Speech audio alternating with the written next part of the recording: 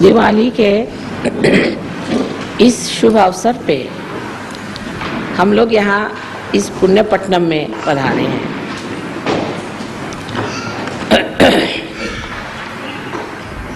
न जाने कितने वर्षों से अपने देश में दिवाली का त्योहार मनाया जाता है,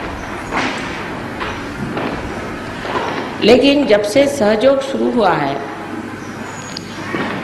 दिवाली की जो दीपावली है वो शुरू हो गई।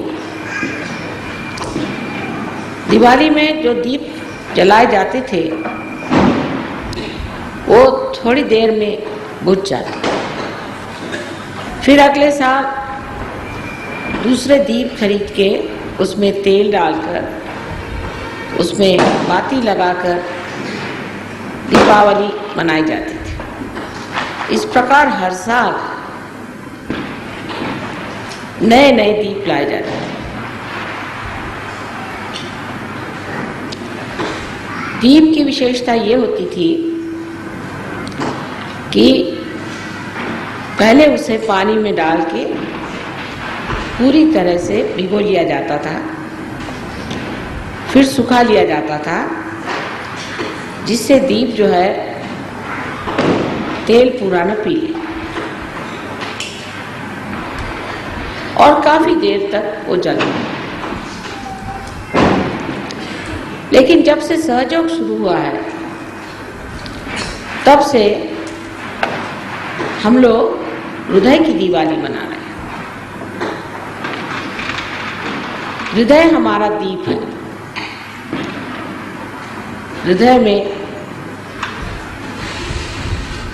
बाती है, शांत है और उसमें प्रेम का तेल डाल करके और हम लोग दीप जलाते हैं। इस तेल को डालने से पहले इस हृदय में जो कुछ भी खराबियां हैं उसे हम पूरी तरह से साफ धो करके सुसज्जित कर लेते हैं। ये प्रेम जब हृदय में स्थित हो जाता है तब उसको हृदय पूरी तरह से अपने अंदर शोषण नहीं कर लेता। जैसे पहले कोई आपको प्रेम देता है, माँ देती है प्रेम, बाप देते हैं प्रेम, और भी लोग आपको प्रेम देते हैं, उस प्रेम को आप लोग अपने अंदर शोषित कर लेते हैं। जो प्यार पति से मिला, पत्नी से मिला, वो आपके रोम रोम में छा जाता है और वो अपने ही तक सीमित रहता है। उसका प्रकाश औरों को नहीं मिलता। एक अगर माँ अपने बच्चे को प्यार करती है तो वो उस बच्चे तक और उस माँ तक ही सीमित रहता है। कभी कभी उसके बड़े विपरीत भी परिणाम निकल आते हैं। कोई माँ अगर अपने बच्चे को जरूरत से ज्यादा अगर प्यार करती है तो बच्चा कभी कभी बुरा बर्ताव करता है, उसके व्यवहार में शुष्कता आ सकती है, दुष्टता आ सकती है, वो माँ को तंग कर सकता है, उसका अपमान कर सकता है। या कोई बच्चा अपनी माँ के प्रति बहुत ज़्यादा जागरूक हो तो हो सकता है कि उसकी माँ उस पर हावी हो जाए, उसके सर पे सवार हो जाए। इसी प्रकार एक पति पत्नी में भी जो प्रेम होता है वो अगर संतुलन से हट जाए, लेन देन में फर्क पड़ जाए, तो उसके अनेक विपरीत परिणाम होते हुए देखे गए हैं। लेकिन सहयोग का जो स्निग्धमय प्रेम है वो हृदय के इस दीप में जब भर दिया जाता है तो वो अपने तक सीमित नहीं रहता है, और उसमें जब दीप जल जाता है, जब आत्मा की ज्योत फैल जाती है, तो वह सारे संसार के लिए आलोकित करने का माध्यम, उसकी ये शक्ति हो जाती है उस हृदय की कि वो सारे संसार को आलोकित कर दे, सारे संसार में प्रकाश फैला, सारे संसार का अज्ञान हटा, सारे संसार में आनंद फैला। यही जो एक मिट्टी का दीप हर साल तोड़ दिया जाता था, एक समर्थ ऐसा विशेष दीप बन जाता है कि कभी भी नहीं बुझता। और इस दीप से अनेक दीप जलते हैं, और वो जो दीप जलाए जाते हैं वे भी कभी नहीं बुझते।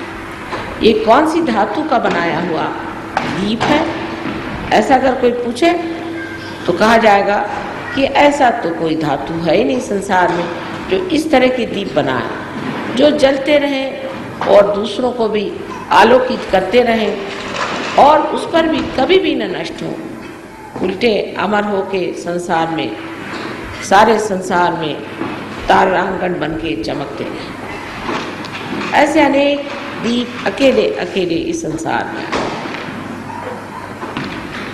कहीं पर जैसे आपने देखा है बड़े बड़े संत साधु हो गए, इस महाराष्ट्र भूमि में भी अनेक संत साधु हो गए, अकेले अकेले कहीं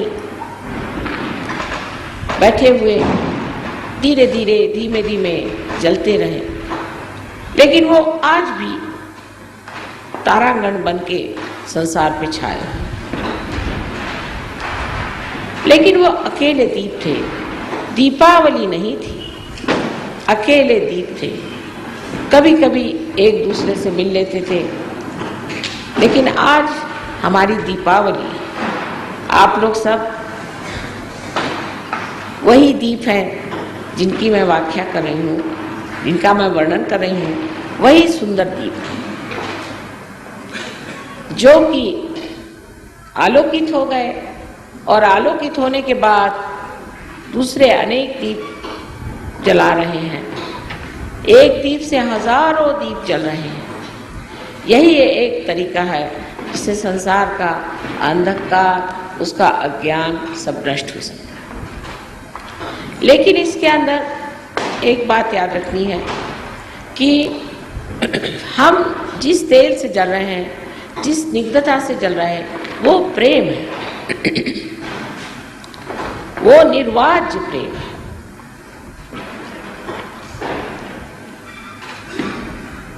वो निरपेक्ष प्रेम है। वो प्रेम किसी से चिपकता नहीं,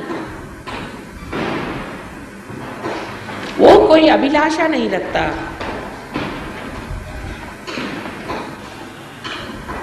वो कोई प्रतिकृति नहीं चाहता, वो अविरल इस दीप को जलाए रखता है अत्यंत सुंदरता से। ऐसे दीप की कांति आपके मुखराविंद पे भी छा जाती है।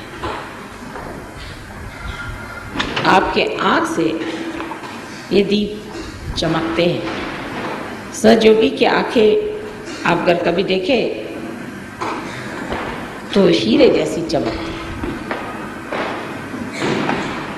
ऐसे हीरे में अपनी ही ज्योत होती है। इसी प्रकार एक सहयोगी की आंख के अंदर अपनी ही एक दीप शिखा होती है जो झिलमिल चमकती रहती है। यह सब काया पलट हो गया।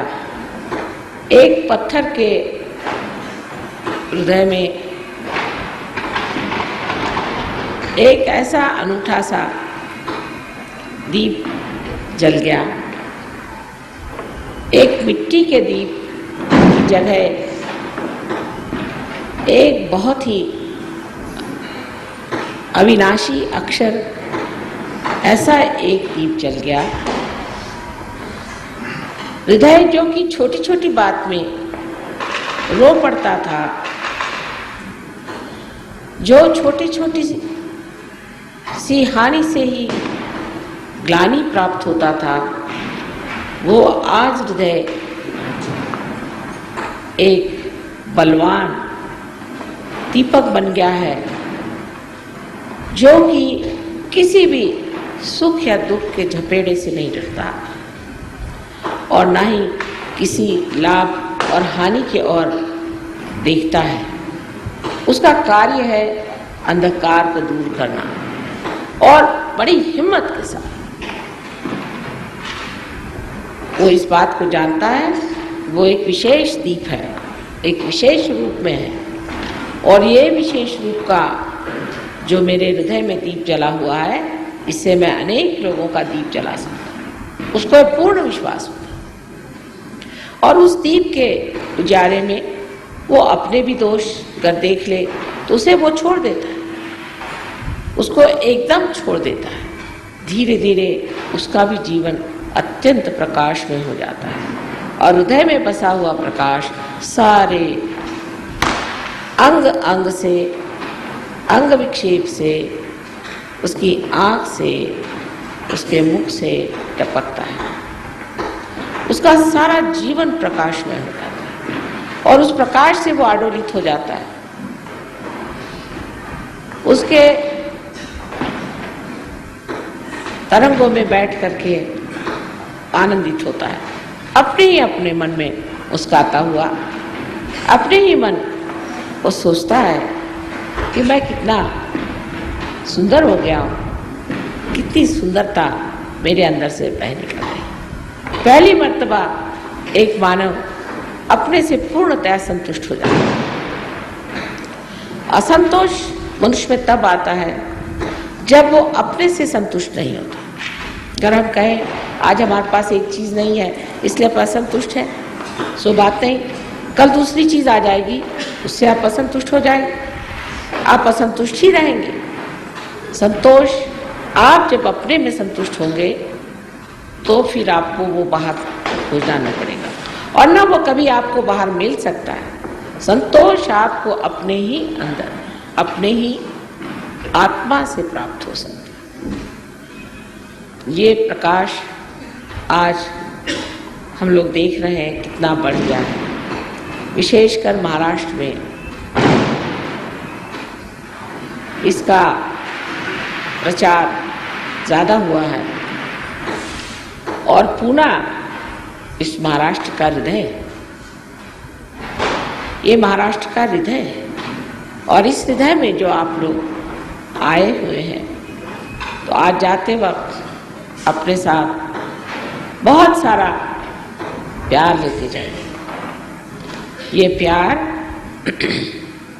आपको वो प्रकाश देगा जो चिरंतन तक, अनंत तक आपके अंदर सुंदरता की लहरें उत्पन्न करता रहेगा और आपका मार्गदर्शन करता हुआ आपको एक ऐसे आदर्शों पे पहुंचा देगा जिसकी आप कल्पना भी नहीं कर सकते, जिसको आप सोच भी नहीं सकते कि आप ये सब कर सकते हैं। आपने बहुत बड़े बड़े महान लोगों के बारे में सुना होगा, इन सब से कहीं अधिक आप लोग कार्य कर सकते हैं, इनसे कहीं अधिक आप आसानी से ऊंचे ऊंचे शिखर पहुंच सकते हैं। फर्क इतना ही है कि उनकी महत्वाकांक्षाएं जो थी उससे लड़ते लड़ते, जूझते जूझते वो लोग तंग आ गए थे, लेकिन आप अपना रास्ता इतना सुगम, सुरक्षित और आलोकित पाइएगा कि उसमें किसी भी प्रकार की आप अड़चन नहीं। सिर्फ याद रखने की बात एक ही है कि ये प्रेम का दिया है, ये दीप प्रेम ही से जल सकता है और किसी चीज से नहीं। जो भी आप कार्य करते हैं वो आप प्रेम से करें। जब आप किसी को शिक्षा देते हैं, जब आप किसी को सहयोग के बारे में समझाते हैं, तब ये सोच लेना चाहिए क्या मैं इनसे इसलिए समझा रहा हूँ कि मुझे इनसे प्रेम है, इनके प्रति प्रेम है, और मैं चाहता हूँ कि जो कुछ मैंने पाया वही ये भी पाले। क्या मैं यही विचार से इनको समझा रहा हूँ, या मैं इसलिए समझा रहा हूँ कि मैं कुछ बहुत ज़्यादा कुछ सहयोग के बारे में जान गया हूँ और मैं काफ़ी अच्छे से बातचीत कर सकता हूँ और मैं इन सब लोगों के बुद्धि पर छा सकता हूँ।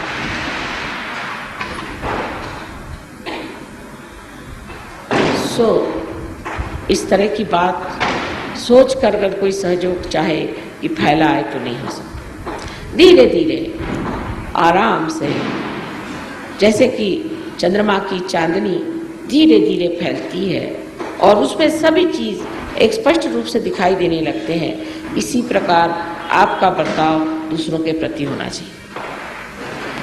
उसमें किसी भी तरह का आक्रमण, किसी भी तरह की भीरुता दिखने की जरूरत नहीं। हाँ, एक बात है, इस दीप को संगोपना चाहिए, संभालना चाहिए, उसकी और ऐसी नजर होनी चाहिए जैसे एक बहुत ही महत्वपूर्ण चीज को हमने पाया हुआ है और ये अभी बाल्य स्वरूप में अगर है तो इसे धीरे धीरे हमें आगे बढ़ाना है। उसके प्रति बड़ा आदर और एक तरह की प्रतिष्ठा होनी चाहिए कि आज हम सहयोगी हैं। अगर हम सहयोगी हैं तो हमारे अंदर विशेष गुण होने चाहिए। इसलिए नहीं कि हम गलत काम करेंगे तो उससे हमें कोई दुर्घटना उठानी पड़ेगी या हमें कोई नुकसान हो जाएगा या परमात्मा हमें कोई किसी तरह से दंड देगा, इस भय से सहयोग नहीं करना। आनंद से और प्रेम से सहयोग में उतरना है। एक मजे की चीज है कि हमें माँ ने पानी में तैरना सिखा दिया है और अब हम मौज से इस पानी में तैर सकते हैं, डूबेंगे नहीं। कोई भी भय आशंका मन में न रखते हुए हमको इस प्रेम को जानना चाहिए कि ये जो हमारा हृदय है, एक मुट्ठी भर का हृदय है, इस हृदय में ये सागर कहाँ से आ गया। अजीब सी चीज है कि देखा जाता है कि इस छोटे से मिट्टी में पूरा सागर सा पता नहीं कहाँ से समाया चला जा रहा है और जितना जितना उसके सूक्ष्म में आप उतरेंगे तो देखेंगे कि इस छोटे से हृदय में इतनी सुंदर भावनाएं दूसरों के प्रति, समाज के प्रति में आएंगी, इतनी उदात्त भावनाएं, इतनी महान भावनाएं कि जिनसे हम लोग संसार का पूरी तरह से उद्धार कर सकें। मैं देखती हूँ कि सहयोग में बहुत लोग आ गए हैं, बहुत ज़्यादा लोग भी आ जाएंगे और आना चाहिए, लेकिन हर आदमी को एक विशेष रूप धारण करके, एक विशेष समझ रख के आना चाहिए। ये नहीं कि सब लोग बैठे हैं तो हम भी चले गए सहयोग। आप एक विशेष, और आप जो सहयोग में आए हैं आपका कोई न कोई उसमें विशेष काम होगा। अभी देखिए, एक छोटी सी चीज खराब हो जाने से ही ये यंत्र नहीं चल रहा था। इसका हर एक छोटा छोटा पुर्जा भी कितना महत्वपूर्ण है। इसी प्रकार हर इंसान जो भी सहयोग में आता है, वो स्त्री हो या पुरुष हो, अत्यंत महत्वपूर्ण है और हर को चाहिए कि हम अपनी तबीयत ऐसी रखें जिससे हमारी जो यह यंत्रणा है, जो परमात्मा ने यंत्रणा बनाई है, वो ठीक से चल पड़े। हमारे जीवन की ओर लक्ष्य देना चाहिए कि हमने अपने जीवन में जो गलतियां की हैं और जिस तरह के हमने अपने अंदर षड्रिपु इकट्ठे किए हुए थे, वो एक एक करके छोड़ देना चाहिए। वो बहुत ही आसान है, क्योंकि अब आप अपने अंदर बसे हुए सांप को देख सकते हैं। जब तक प्रकाश नहीं था, आपने हाथ में सांप पकड़ लिया था, जैसे ही प्रकाश आ गया सांप गिर जाता। आप जैसे ही अपने को देखना शुरू करेंगे, इसी सुंदर प्रकाश में आप वो भी देख सकते हैं कि जो आपकी सुंदरता है, और वो भी देख सकते हैं जो आपकी कुरूपता है। उस कुरूपता को एकदम से ही छोड़ देना चाहिए। आज छोड़ेंगे, फिर कल छोड़ेंगे, फिर कोशिश करेंगे, ऐसे आधे लोगों से ये काम नहीं होना।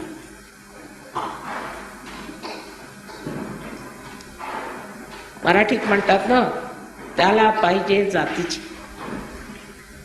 आणि जात कोणची तर सहयोगाची। आपली एकच जात आहे, आपली जात एक आहे। असं म्हणतात, या देवी सर्वभूतेषु जाती रूपेण संस्थिता। सगळ्यांच्या मध्ये आहेत जाती, अनेक जाती आहेत, देवीने अनेक जाती केल्या। एक अशी जात आहे की जे लोक परमेश्वराला विचारत सुद्धा नाही, ती एक जात आहे, जाऊ दे। दुसरी एक जात आहे जी नेहमी परमेश्वराच्या विरोधात असतात, ती एक जात आहे, जाऊ दे। तिसरी एक जात आहे ज्यांना भलते धंदे जास्त आहेत आणि परमेश्वर नको, तेही आहेत, जाऊ दे। असेही लोक आहेत की जे परमेश्वराच्या नावावर नुसते कर्मकांड करत बसले, अनेक जन्म केले आणि अजूनही करतच आहे, त्यांचं तेही सुटत नाही। किती सांगितलं तरी सुटत नाही, जाऊ दे, तेही आहे। त्याहून असेही लोक आहेत की जे खरोखर परमेश्वराला शोधत आहेत, ज्यांची बुद्धी त्या बाबतीत अगदी शुद्ध आहे आणि स्पष्ट रूपाने त्यांना दिसत आहे की परमेश्वर मिळवणं म्हणजे काय। हे लोक आपल्या जातीतले आहेत, आपल्या जातीत येऊ शकतात। प्रत्येक माणसाशी सहयोग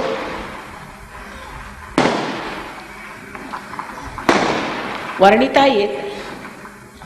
सहयोगाला समजण्यासाठी सुद्धा एक विशेष पद्धतीचे लोक पाहिजे। मी असं बघते की सहयोग मिळाल्यानंतर सर्व तऱ्हेच्या लोकांना जाऊन भेटतात। काही श्रीमंत माणसं असतात, माताजी ते फार श्रीमंत आहेत, तुम्हाला भेटायची इच्छा आहे, बरं मग पुढे काय? ते म्हणतात की आम्हाला एकदा माताजींना भेटून द्या। मग त्यांना काय पाहिजे? काही नाही, ते भेटायला म्हणतात। मी म्हणते की अहो राहू देत, त्यांना अजून थोडंसं कमवू द्या। लोकांना समजत नाही, असं कसं माताजी म्हणाले एवढे श्रीमंत आहेत, कारण त्या लायकीचे नाहीत, पैसे आले म्हणून लायकी येत नाही। दुसरे लोक आले म्हणे फार मोठे पॉलिटिशियन आहे, तुम्ही भेटा। म्हटलं दुरून नमस्कार, मला वेळ नाही। मग आजची एक साधी बाई आली तर माताजी उठून आल्या भेटायला, ते असं कसं?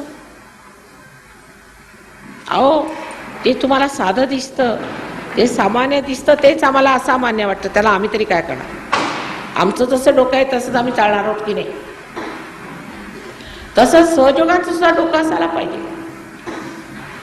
बेकारच्या लोकांच्याकडे आपला वेळ दवडू नये।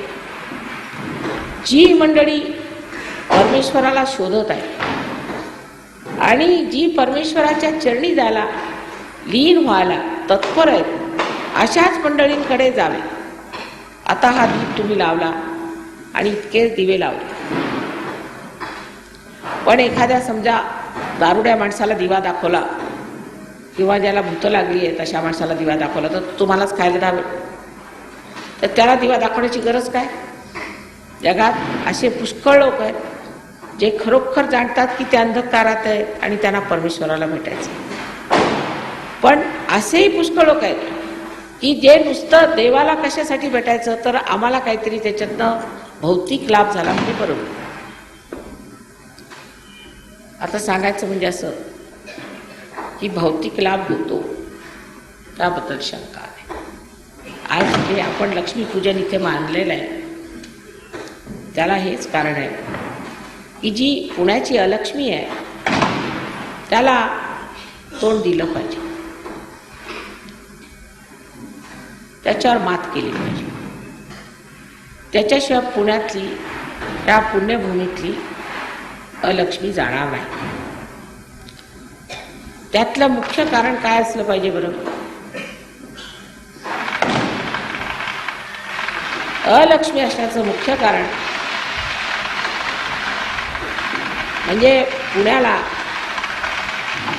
जितके मारुती आहेत आणि जितके गणपती आहेत तिथे इतके लोक जाऊन बसलेले आहेत, ह्या सगळ्यांची आधी उचलबांगडी केली पाहिजे. हे लोक जे मध्ये देवाच्या नावावर बसून पैसे खातात आणि तुमच्या डोक्याला टिळे लावतात, ते टिळे लावणं बंद केलं पाहिजे. तर मोठं कठीणच काम दिसतं मला ते आहेच, पण सहयोगात इलाज आहेत ह्या लोकांची, अनेक इलाज. ते इलाज आपण केले पाहिजे, शिकलं पाहिजे. पण हे लोक इथे बसून सगळ्यांचे आज्ञाचक्र खराब करतात. त्या आज्ञाचक्रावरून प्रहार करून जो मनुष्य जागरूक असेल त्याला सुद्धा नष्ट करतात. तेव्हा हे ते अगदी साधे दिसणारे लोक आहेत, ह्या लोकांच्याकडे लक्ष दिलं पाहिजे.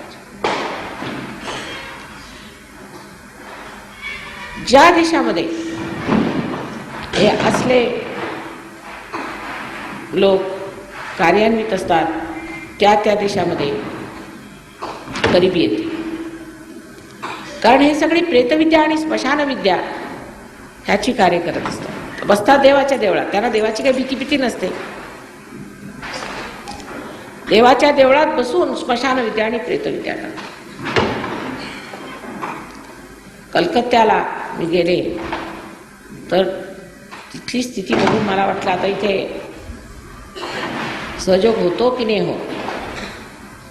जो मनुष्य आला त्याला बघते तर काही ना काहीतरी बाधा. गरिबी म्हणजे इतकी आलेली आहे कलकत्त्याला, इतकी गरिबी आहे की एखादं उजाडलेलं मोठं गाव असावं आणि असे अनेक गावं मिळून एखादा जर प्रांत तयार केला, ती कलकत्त्याची स्थिती. तर त्या लोकांना मी विचारलं की का बाबा तुमचं असं कसं, तुम्ही कुठे गेले ते का? हो म्हणे आम्ही दीक्षित होत. तिथे दीक्षित म्हणे दीक्षित सगळी मंडळी दीक्षित, इथून तिथवर सगळे दीक्षित लोक. म्हणून मग दुःखी लोक असणार दीक्षित बरोबर, पण त्यांना सांगायची सोय नाही की बाबा हे जे तुम्ही दीक्षितपणा करताय बरोबर नव्हे. हे लोक सगळे उपटसूट आहेत. बरं नुसते पैसे घ्यायचे असले तर हरकत नाही, पण त्याशिवाय जे नाना प्रकार ते करतात ते म्हणजे अत्यंत जालिम आहे. प्रत्येक देवस्थानी असा गोंधळ असतो. प्रत्येक देवस्थानी तुम्ही ते मग जेरुसलेमला जा, नाही तर मक्क्याला जा, आणि नाही तर महालक्ष्मीच्या देवळात जा. प्रत्येक ठिकाणी हे प्रकार आपण करतो, त्यांनी अलक्ष्मी येते. लक्ष्मीचं असं आहे, इकडनं बाधा आली आणि ती तिकडनं चालली बाहेर. दुसरी गोष्ट व्यसन. व्यसनांच्या अधीन असल्यावरती लक्ष्मी कधीही घरात राहणार. असं म्हणतात तिकडून बाटली आली की तिकडून बाई चालली बाहेर. नुसतंच बाटलीच नाही, अनेक तऱ्हेची आपल्याला व्यसन आहे. आता सहयोगानं सर्व व्यसनं सुटतात, ही गोष्ट खरी आहे. थोडीशी जर अशी मेहनत जर केली तर सर्व व्यसनं सुटतात. जर व्यसनं असली तर लक्ष्मी तर जाणारच आणि यश सुद्धा कधी आयुष्यात येणार नाही. तुमचं जे यश आहे ते सुद्धा संपुष्टात येणार. लक्ष्मी गेल्याबरोबर राजलक्ष्मी गेली, गृहलक्ष्मी गेली. कोणत्याही नादाला जर मनुष्य लागला, कोणत्याही मोहाला जर मनुष्य बळी पडला तर लक्ष्मी उठते घरात, ती घरात टिकणार नाही. तुम्ही किती दिवाळ्या लावा आणि किती दिवे लावा, पण ती काही आत येणार नाही. कारण तुम्हाला दिसत नाही काय ते घरात, तिला दिसतं तेव्हा ती बाहेरची बाहेरच राहणार. तुम्ही कितीही मेहनत केली, कितीही लक्ष्मीची आरती केली, काही सुक्त म्हटली, काय केलं, काही फायद्याचं नाही. उलट सांगणारे जे आहेत त्यांचे खिसे भरायला लागतो. हे करा ते करा, त्यातच तुमची सगळी स्थिती होणार. तेव्हा पहिल्यांदा आपल्यामध्ये असे काही जे विचार आहेत, ज्यांनी आपण ह्या अशा लोकांच्याकडे जातो किंवा जे वाममार्गाकडे जातो, ते विचार आपण टाकून दिले पाहिजे. आता तुम्ही असं म्हणाल की माताजी तुकारामांच्याकडे काही लक्ष्मी नव्हती, असं कसं? तुकाराम काही श्रीमंत नव्हते असं तुम्ही म्हणाल.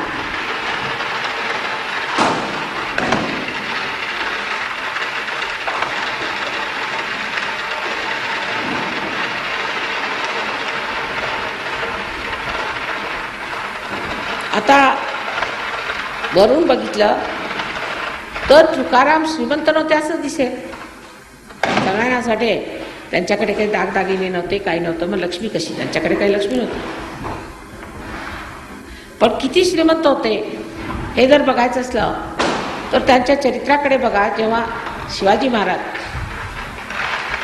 सगळे दागदागिने वगैरे घेऊन त्यांच्या दारावर पोचले, त्यांनी शिवरायांना सांगितलं की बा आम्ही शेतकरी, मला हे करायचं काय, हे तुमच्याजवळ राहू द्या, तुम्ही राजे लोक तुम्ही वापरा. म्हणजे केवढा श्रीमंत असला पाहिजे होतो. आपल्याकडे असा एखादा श्रीमंत बघा जो फार मोठा श्रीमंत असेल, त्याला जर तुम्ही एखादा दागिना द्यायला गेलाय तर त्याला मोह येईल की नाही? असा कोणताच श्रीमंत तुम्ही मला दाखवा ज्याला मोह येणार नाही. एक आमचं सोडून द्या, बाकी म्हणजे ज्याला मोह वाटतो, जो अशा गोष्टींकडे लक्ष देतो आणि हे मला मिळालं पाहिजे, ते मला मिळालं पाहिजे, हा मुलखाचा भिकारी झाला. असला श्रीमंत असेल, आणि श्रीमंत लोक जास्तच असतात भिकारी. एक 2 पैशाची कुठे वस्तू राहिली, अरे ती 2 पैशाची वस्तू राहिली म्हणून धावत येतील परत. म्हणजे श्रीमंत आहेत का भिकारी आहेत हे कोणी ठरवायचं? तेव्हा जे लोक मनाने श्रीमंत आहेत ते खरे श्रीमंत आहेत सहज.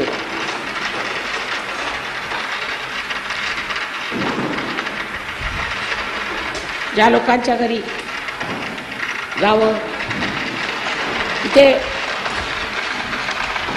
घरात काही नसलं तरी सुद्धा प्रेमाने, माताजी आमच्याजवळ जे आहे ते एवढंच आहे, आम्ही तुमच्यासाठी काही केलं नाही, थोडी भाकरी आहे, येता का? केवढं श्रीमंत वाटतं ते. जे घरात होतं नव्हतं ते आणून पुढे ठेवलं, ते प्रेमाने गोडपणाने खायचं. त्यात खरी श्रीमंती त्याची दिसून येते की जे आहे ते सगळं काही आणून पुढे ठेवलेलं.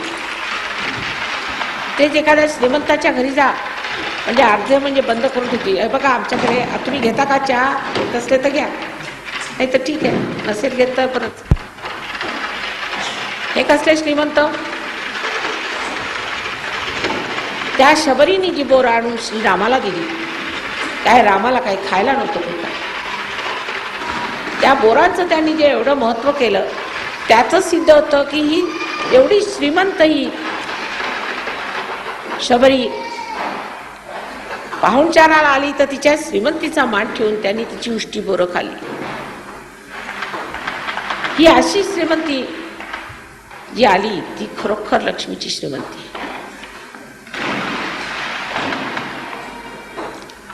पैसा असो वा नसो, मनुष्य श्रीमंत असू शकतो, आपल्या बादशाहीत राहू शकतो. पण चला सहयोगात तेही बनाय. तुम्हाला कुणी आम्ही शबरी स्थितीला देत, सहयोगात लक्ष्मी ही मिळणारच, म्हणजे अगदी लक्ष्मीच ही सगळ्यांना मिळणार, त्याबद्दल शंका नाही.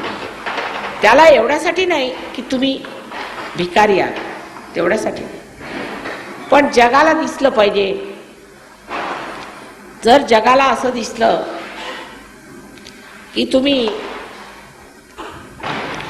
सहयोगात येऊन गरीब झाले तर कोणी सहयोगात येणार नाही. त्यांना प्रलोभन देण्यासाठी लक्ष्मी तुम्हाला दिलीच पाहिजे. त्याबद्दल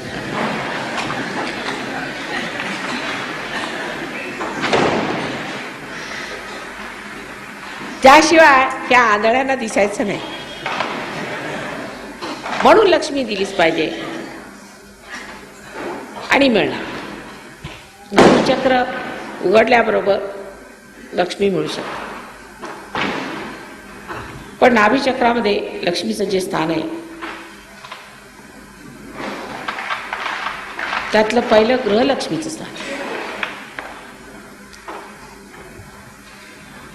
आपण असंही म्हणू की तुकारामाची बायको म्हणजे अगदी जहालबाई होती. जरा नम्र असती आणि देवाला तिने मानलं असतं तर कदाचित त्यांच्या घरी लक्ष्मी आली असती. तर घरातली गृहलक्ष्मी कशी आहे त्याच्यावरनं लक्ष्मी येणार. तिला जर बाधा असली आणि नवरा तिच्या बाधिकपणालाच बळी जात असला तर घरात कधीच लक्ष्मी राहणार. पण ती जरी बाधिक असली आणि नवऱ्याने सांगितलं की ही बाधा तुझी गेली पाहिजे, किंवा नवरा दारू पितो तरी ही बाई आपली पतिव्रता बनवून दारू पाहिजे ना माझे दागिने घेतो, बर मग माझं मंगळसूत्र घे, जे पाहिजे असेल ते घेतो, मी पतिव्रता आहे फार मोठी, असं म्हणून त्याला आणखी नरकात ढकलत असते. अशांच्या घरी कधी लक्ष्मी राहू शकत नाही. गृहलक्ष्मी म्हणजे एक तेजस्वी स्त्री असायला पाहिजे. तिचं असं आयुष्य असलं पाहिजे तिला बघून पुरुषाला वाटलं पाहिजे की काहीतरी घरात आहे बरं का. काहीतरी असं तसं आम्ही वेडं केलं तर चालायचं नाही घरात. पूर्वी काळी पुरुष लोक बायकांना मालक म्हणत असत, साहेब म्हणत असत. मालक एक दरारा असायचा अशा बायका. तो कशामुळे ओरडण्याने नाही झालेला, पण एक त्या बाईच्या तेजस्वितेने असेल. तिची उदात्तता, तिचं गांभीर्य, तिची दानशूरता, तिची निष्ठा, तिची सेवा, तिचं प्रेम, ह्या सर्व गोष्टींनी त्या बाईला एक तऱ्हेची तेजस्विता आणि एक चारित्र्य दिसत. ती गोष्ट सुटून आजकाल गृहलक्ष्मी ही म्हणजे त्याला नाव म्हणजे आजकालच्या गृहलक्ष्म्यांना कशाशी तुलना करायची तेच मला समजत नाही. कारण त्याच्या डोक्यात काय तेच कळत नाही मला.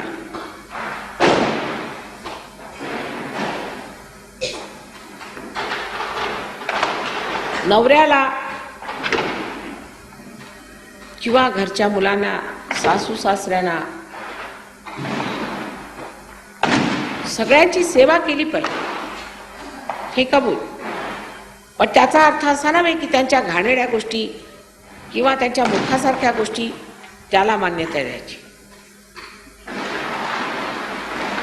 किंवा त्यांना खुश करण्यासाठी वाटेल ते काम करायचं, वाटेल त्या मार्गाने जायचं, वाटेल तसं वागायचं. मग नवरा आहे माताजी, मग काय झालं, नवराच आहे असं का.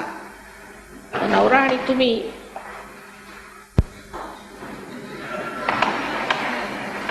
सांगत नाही मी, पण समजलं तुम्हाला. ह्या गृहलक्ष्मीची स्थिती अगदी एखाद्या कमळासारखी असायला पाहिजे. कमळ हेच गृहलक्ष्मीचं स्थान, म्हणजे नेहमी पाण्यावर सुगंधित, अत्यंत नाजूक आणि लक्ष्मीला संबंध आधार अशी असणारी ही कमळासारखी व्यक्ती असायला पाहिजे. ती राजलक्ष्मी असायला पाहिजे. म्हणजे दारोदार भीक मागणे, आता आज द्या तुमची साडी मला नेसायला बरं होईल, म्हणजे कुठे निघाला तुम्ही, नाही मला दाखवायचंय लोकांना, किंवा कोणत्याही प्रकारची खोटी घमेंड,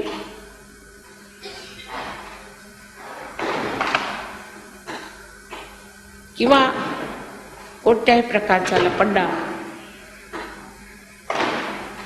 त्याची एक आढ्यता, त्याची एक ऐट ही स्त्रीमध्ये असली म्हणजे तिच्यात राजलक्ष्मी विराजमान होती.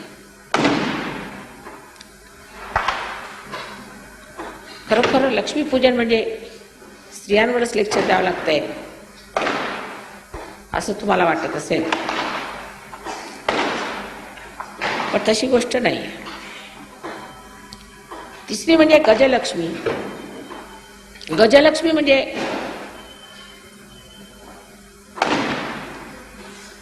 आपल्या ज्या गणपती आहेत, गणपतीचं जे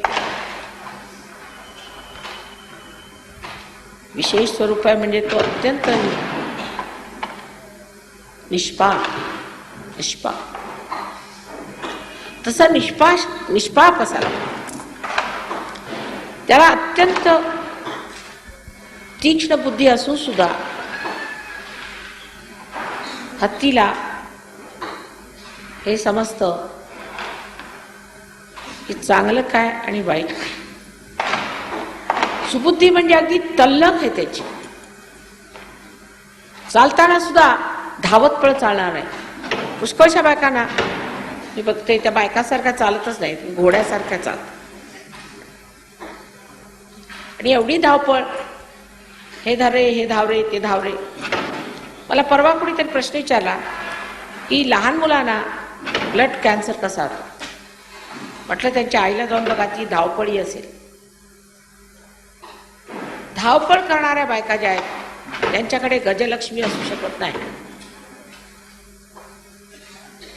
पण त्याचा अर्थ असा नाही की काही करायचंच नाही. जे करायचं ते सुबक आणि सुंदरतेने करायचं. एवढा मोठा हत्ती आहे, पण त्याला सुद्धा जेव्हा लक्ष्मीला हार घालायचा असतो तर सोंडेत व्यवस्थित घेऊन अगदी गळ्यात कसा व्यवस्थित घालतो आणि जरा सुद्धा कुठे स्पर्श होऊ देत. ही सुबकता, त्याला सुगड गृहिणी म्हणतात, ती याला पाहिजे. आता हे सगळं जरी झालं तरी जर पुरुषांना बायकांची इज्जत नसली आणि ह्या गोष्टींची इज्जत नसली तर घाणेरड्या बायकांच्या मागे ते धावतात किंवा रस्त्यावरच्या बायकांना महत्त्व देतात किंवा एखाद्या जबरदस्त बायकोला भितात. तर अशा पुरुषांच्या घरी लक्ष्मी राहू शकत.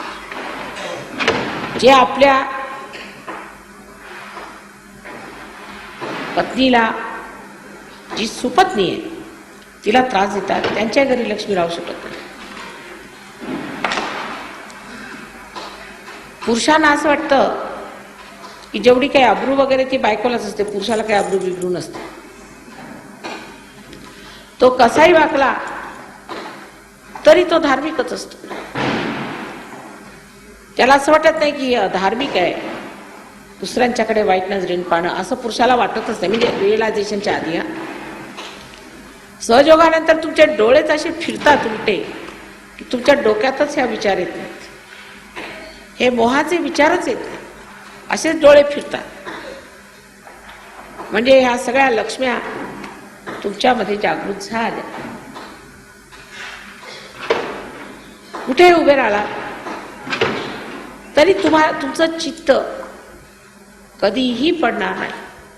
तशी ज्योत नेहमी वर उठते तसंच तुमचं चित्त नेहमी परमेश्वराकडेच राहणार.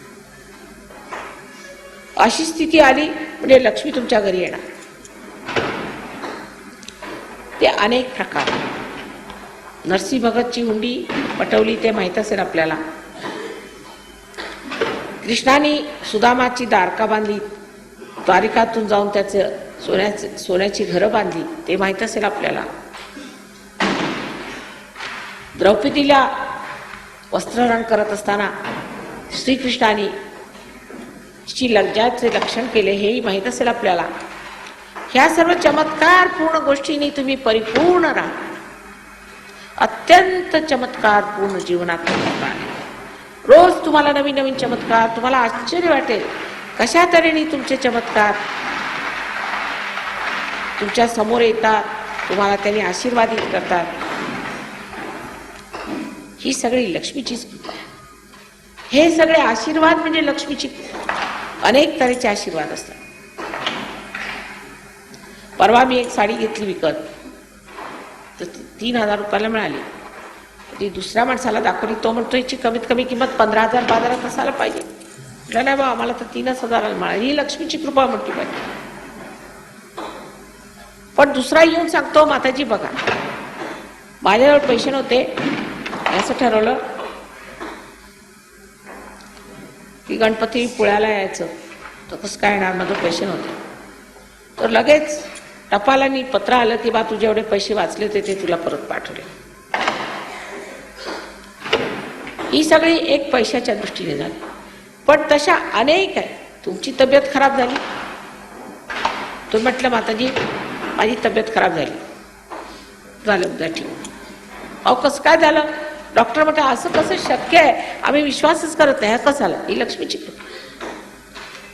योगक्षेम वहाम्यहम जे श्रीकृष्णाने म्हटलेलं आहे त्यातला जो क्षेम भाग आहे तो लक्ष्मीच्या कृपेने होतो. सर्व तऱ्हेचं क्षेम असतं, नुसतं आर्थिकच नाही. जर आर्थिक असलं, समजा तुमची तब्येत ठीक नसली तर डॉक्टर सर्व तुमचं आर्थिक घेऊन जाणार. सर्व तऱ्हेने प्रत्येक तऱ्हेचं क्षेम घटित होतं आणि त्याची सगळी गोळाबेरीज म्हणजे तुमच्यामध्ये महालक्ष्मी तत्व जागृत. आणि महालक्ष्मी तत्व म्हणजे परमेश्वरामध्ये रममाण होण्याची इच्छा.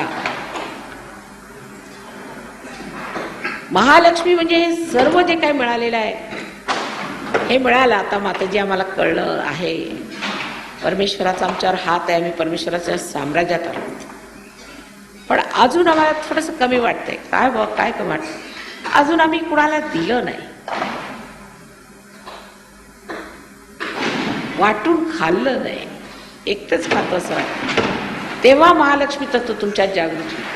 आणि हे जागृत झाल्यावर जर तुम्ही बरोबर संतुलनात, असंतुलनात नाही, संतुलनात हळूहळू आपली दीपशिखा वाढवली तर ती ब्रह्मरंध्रात जाऊन बसेल आणि सबंध तुमचं आयुष्य अलौकिक.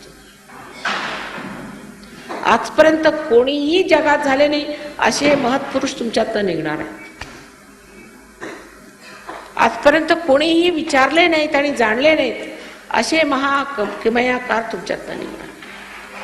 पण संतुलन नाही सोडायचं. जर तुम्ही संतुलन सोडलं तर हे प्रेम जे आहे ते इकडे पडेल नाही तर तिकडे पडेल, नष्ट होईल. संतुलनात तुमची दीपशिखा उडवायची आहे आणि हे झालं पाहिजे. मग ह्या सर्व ह्याला अर्थ येतो. हे जे आवाज होत आहेत आणि जे हे ध्वनी निघून राहिले ही त्याचीच गर्जना आहे. हे होणार आहे, कडकडणार आहे सबंध जगामध्ये, दुंदुबी वाजणार आहे आणि सगळ्यांना कळणार आहे की एक नवीन युग तयार होत आहे. ज्या माणसात त्याच्यात कोणालाही कोणत्याच प्रकारचा त्रास, त्रागा, संताप राहणार आणि परमेश्वराच्या साम्राज्याचे चमत्कार बघावे तितके थोडे बघतच राहावं. आणि काय बोलणार आता हे पाहिल्यावर अशी एक अत्यंत सुंदर मनस्थिती होती. या आनंदाचा उपभोग तुम्ही सर्वांनी सतत काळ मिळवावा या सदिच्छेनेच मी इथे आज या पूजेला तयार झालेले आहे. मला पूर्ण आशा आहे की आजच्या नंतर सर्व लोक मनोभावे आपल्यातले लक्ष्मी तत्व जपून ठेवतील आणि त्यातून उगवणाऱ्या त्या नवीन आकांक्षा ज्या महालक्ष्मी तत्वाच्या रूपाने बाहेर पडतील त्या संतुलनात राहून पूर्णपणे समजून घेतील, व्यवहारात आणतील आणि पसरवतील. परमेश्वर आपण सर्वांना ही दिवाळी सुखाची करो आणि सगळ्यांना माझ्यातर्फे अनंत अनंत आशीर्वाद.